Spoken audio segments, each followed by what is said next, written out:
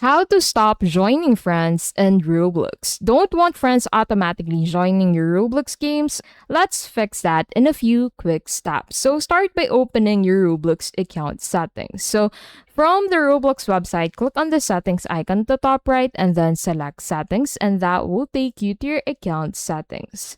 Now from here, go ahead and look for the privacy tab.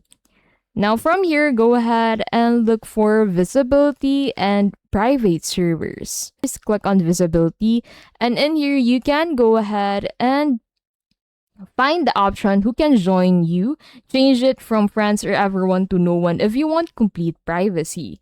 Save the changes, and now friends won't be able to automatically join your games. And that is how to stop friends from joining you in Roblox.